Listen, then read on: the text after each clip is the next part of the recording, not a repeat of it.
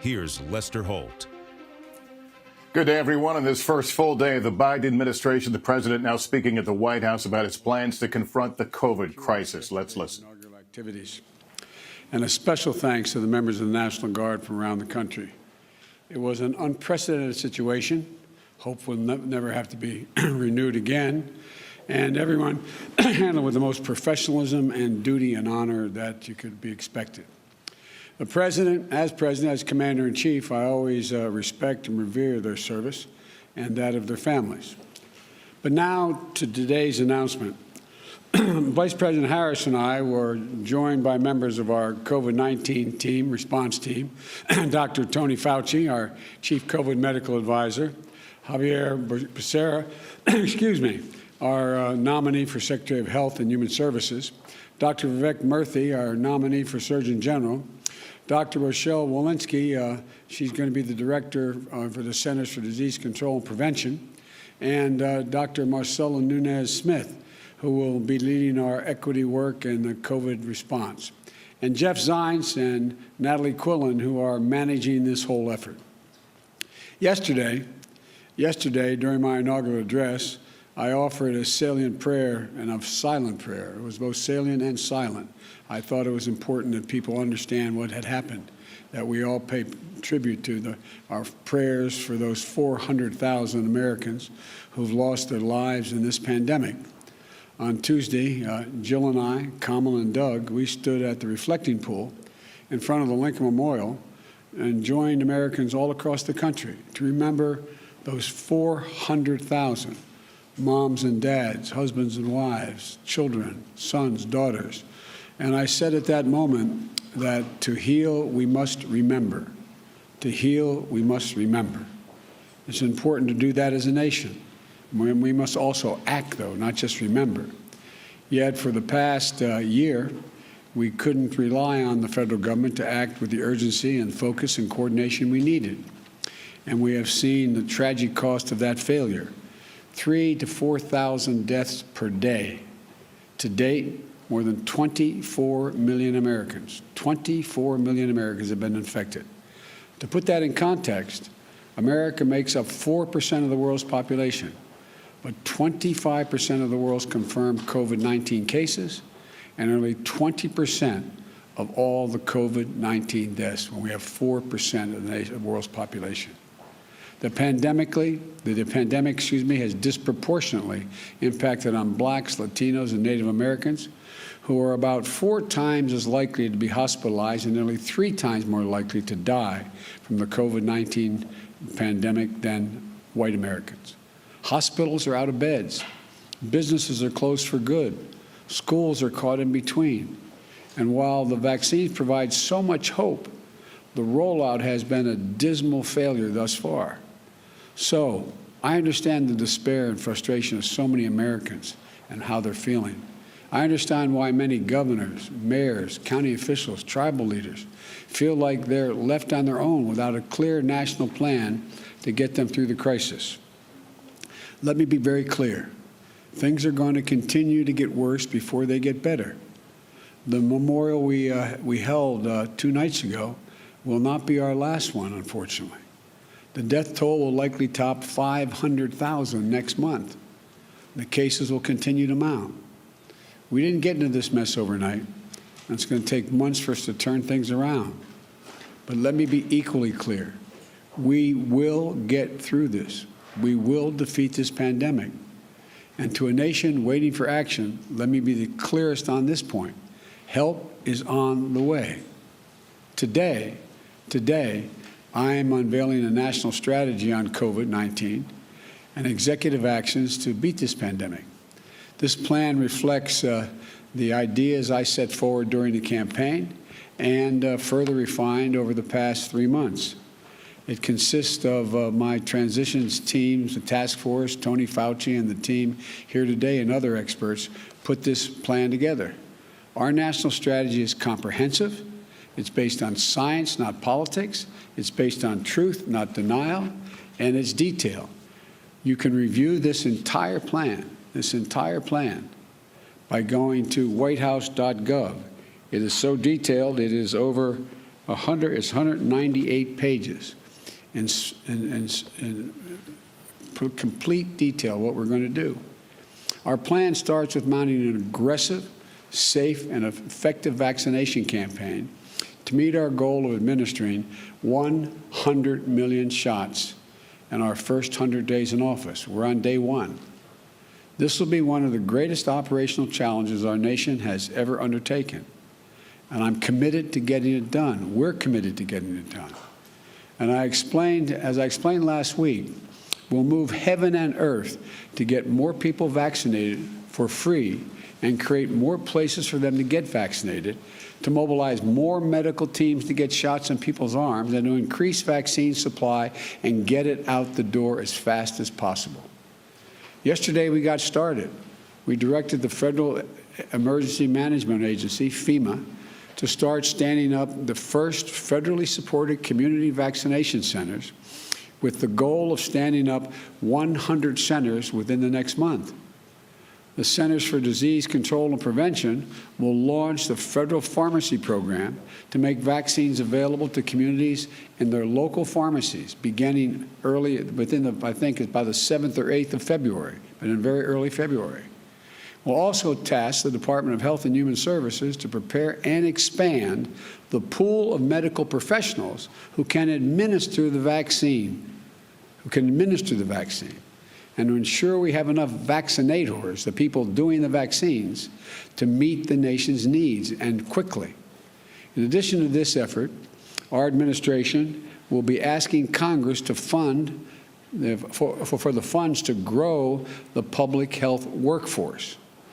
We also are going to take immediate steps to partner with governors, mayors, and other local officials who we've been talking to all along, who are on the front lines of this fight.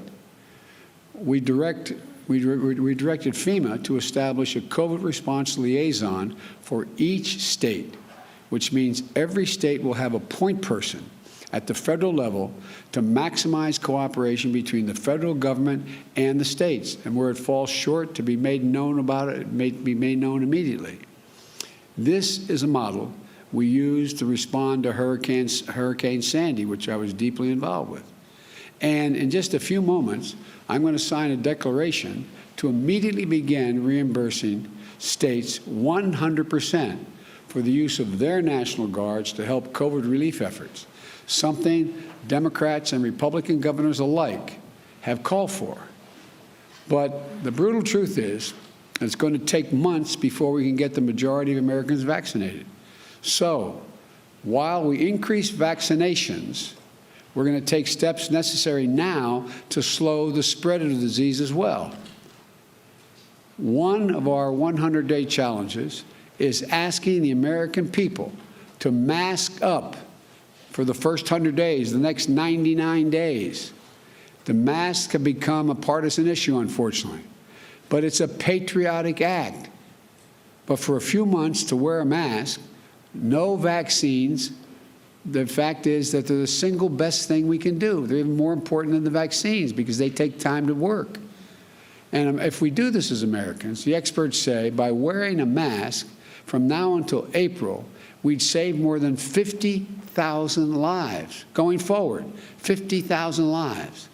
So I'm asking every American to mask up for the next 100 days. Yesterday, I signed an executive action that requires masks and social distancing on federal property.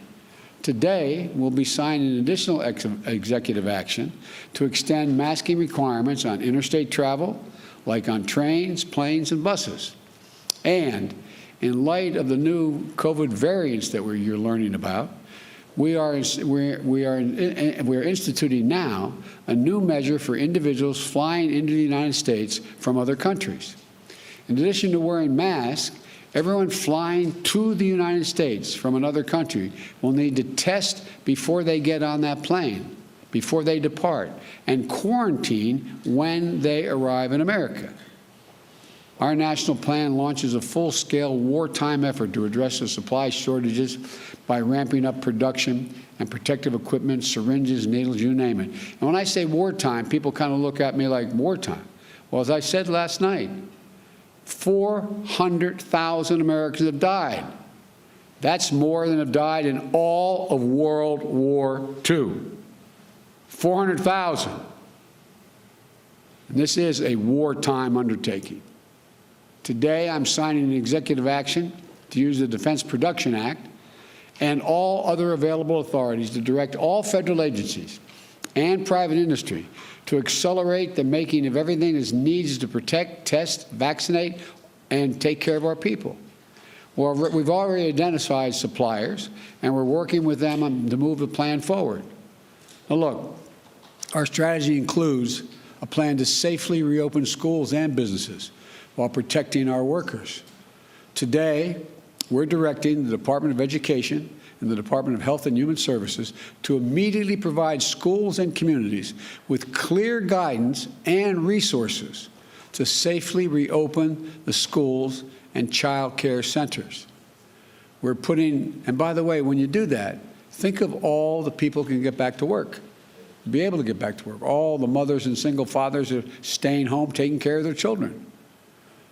We're going to put the full force of the federal government behind expanding testing by launching a COVID-19 pandemic testing board.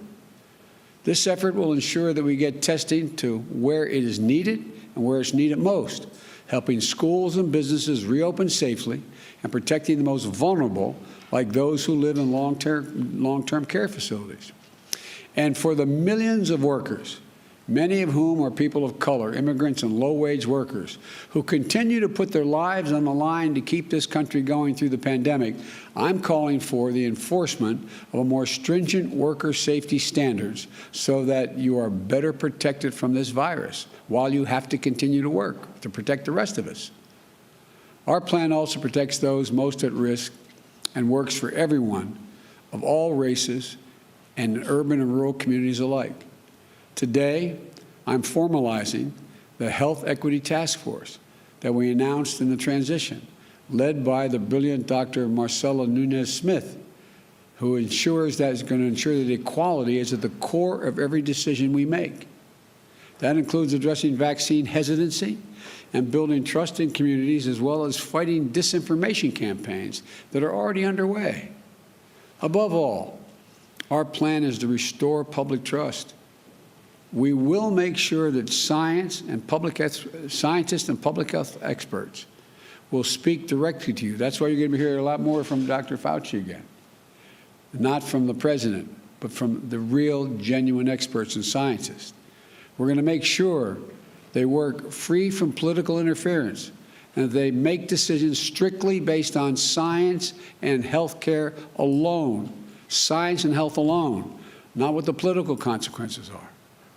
The Vice President Harris and I and our entire administration will always be honest and transparent with you about both the good news and the bad. We will level with you when we make a mistake. We'll straight up say what happened. And I said at the outset, the honest truth is we're still in a dark winter of this pandemic. It's going to get worse before it gets better. It's going to take many months to get where we need to be. Progress from our plan will take time to measure as people getting infected today, they don't show up as case counts for weeks. And those who perish from this disease die weeks after their exposure. Despite the best intentions, we're going to face setbacks, which I will always explain to you. But I also know we can do this if we come together. That's why ultimately, our plan is based on unity and all of us acting as one nation. It requires families and neighbors looking out for one another, healthcare providers, and business and civic and religious and civil rights organizations, and unions, all relying together on a common purpose with urgency and purpose and resolve.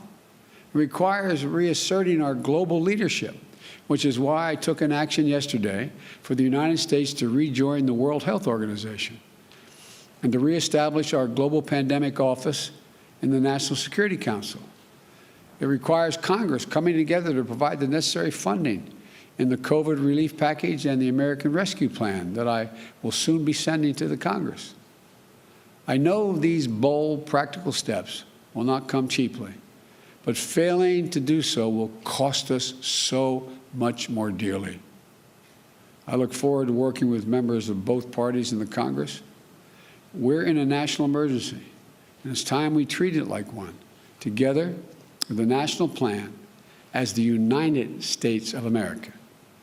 As I said yesterday in my inaugural address, there are moments in history when more is asked of a particular generation, more is asked of us as Americans than other times.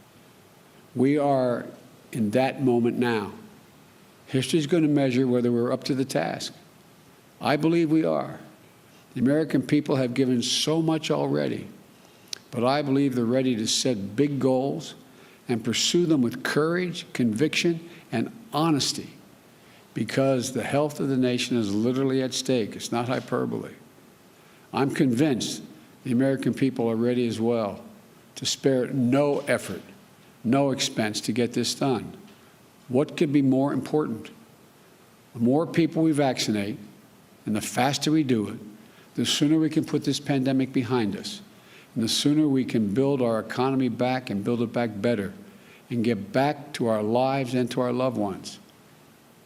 We can do this. We can do this if we stand together as fellow Americans as the United States of America. So God bless those lost souls in this pandemic and their families, all they left behind. May God bless all of you on the front lines who define the best of who we are as Americans. Thank you very much. Now I'm going to go over to this desk and sign these executive actions. But again, this is the plan. This is the plan. You can go online and get it. I know it's a lot of heavy reading, but it's all laid out in stark detail here. Thank you.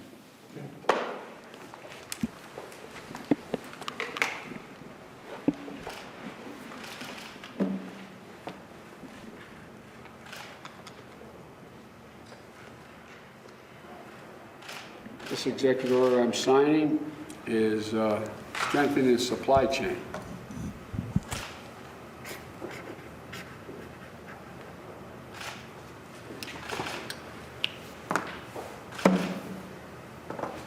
This next one is keeping workers safe. How to do that.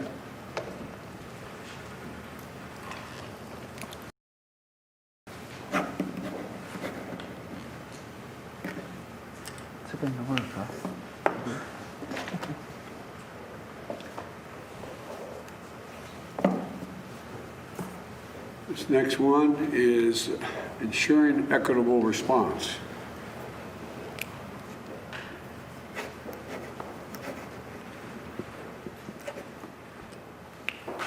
President Biden signing a series of executive actions to essentially send the machinery into motion to start up his COVID response plan. He started his remarks by noting that things are going to get worse before they get better.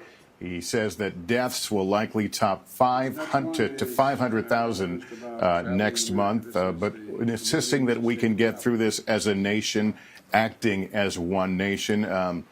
He's releasing a COVID plan with a number of details, he says, a transparent plan that will be available on their website so Americans can see exactly what it involves. He says it'll move heaven on earth to increase the number of shots available to Americans, again pledging a goal of 100 million shots in arms in the first 100 days, asking Americans to mask up for at least the first 100 days. He called it a wartime undertaking. He will be signing a Defense Production Act to direct industry to accelerate production of key items in this fight. He is directing the Department of Education to provide schools and communities guidance and resources to get schools reopened, talking about increasing enforcement of worker safety standards to protect those workers who are on the front lines or whose jobs entail a fair amount of risk. He promises the work of his team will take place without political influence. So he is essentially, as we said, moving forward with the plans he had talked about as a candidate. Much of his candidacy built around this idea of taking this up as a national emergency, insisting before now it had not been treated as such. So he continues to sign. We'll continue to watch for a few moments. relates to expanding access to care and treatment for COVID-19.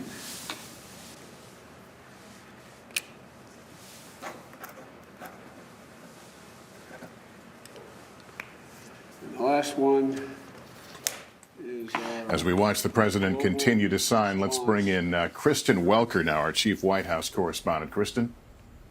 Well, Lester, you mapped out the key highlights of what President Biden has just announced very well. And I think that taking a step back, this is the first time that there has been a national strategy that has been spoken about and laid out by an administration, in this case, the incoming administration.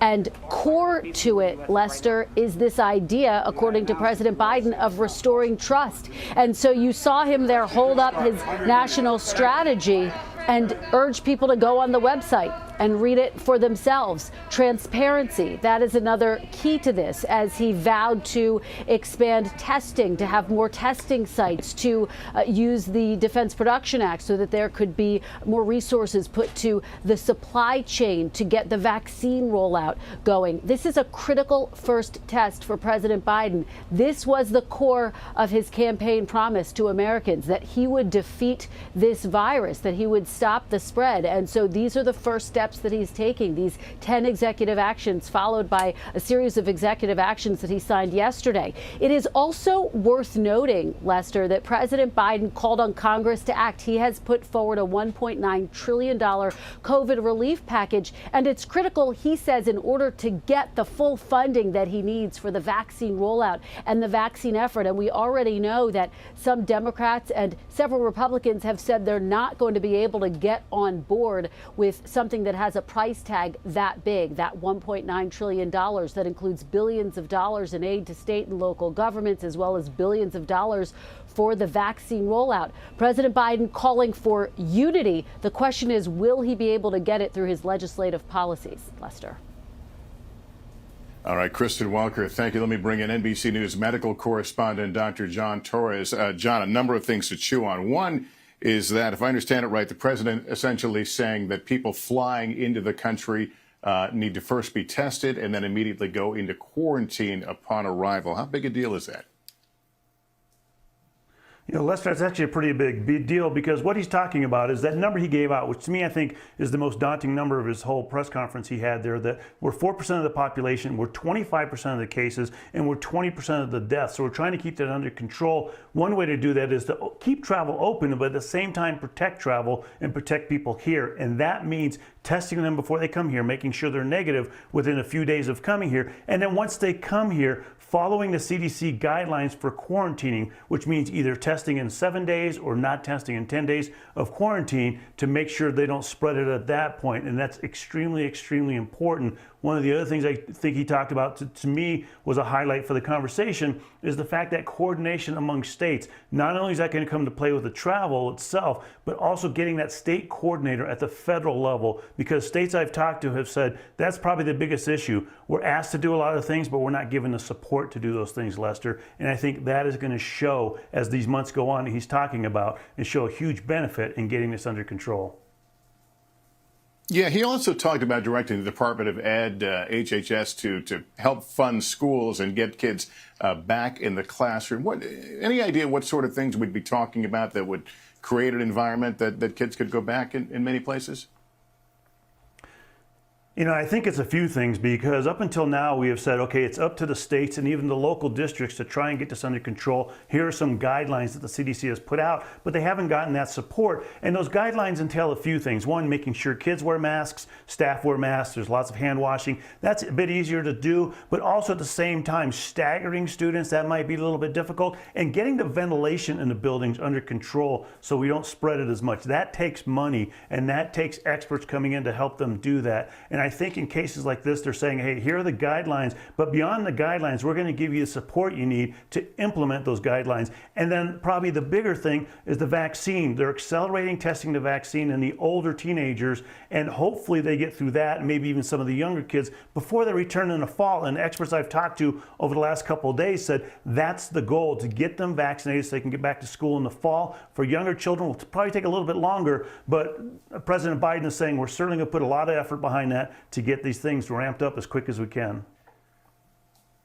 All right, Dr. John Torres, thanks very much. The president also acknowledging that all the things he is talking about today will cost money. They'll be expensive, but saying we cannot afford to not do them. And again, saying a national emergency, it needs to be treated as such. Tom Costello has been looking at the challenges involved in the production and distribution of the COVID vaccine. Tom, good afternoon. Hey, Lester, you know, the question that nobody seems to be able to answer right now is why do we have such a terrible bottleneck? Only 36 million doses of the vaccine have so far been distributed. Keep in mind that at the end of 2020, we were supposed to already have had 20 million out. Now, today, we're only at 36 million that have been sent out. But listen to this number. Fewer than half of those have actually gone into arms. And so far, only 2 million Americans have received the 2 doses that they need. In other words, the original and the backup. So I should say the booster. So what is the backup? Why are we having such a delay? And the trouble is nobody has a good handle on this. It apparently is some sort of a problem at the state level. And so part of the order here from the Biden administration is to try to move all of this into a FEMA designated operation at the state level, opening up 100 vaccination sites within 30 days if possible, deploying the National Guard to help with that, using not just doctors and nurses, but med students and nursing students if necessary, and veterinarians to help with all of this. I mean, there is a real imperative here to move fast because the president said 500,000 deaths by next month. That's just stunning. And the easiest solution to this, as we've said all along, is in fact the mask. But with still some reluctance to wear the mask, especially among family members, they've really got to expedite this vaccination rollout. And the question is, what's the hang-up? And honestly, right now, a lot of people simply don't have the answer to that. And so now the Biden team wants to go in a full war footing, is what they're describing it, to make this a national emergency response. All right, Tom Costello, thanks a lot. That's much more on Nightly News. For now, I'm Lester Holt in New York. Good day.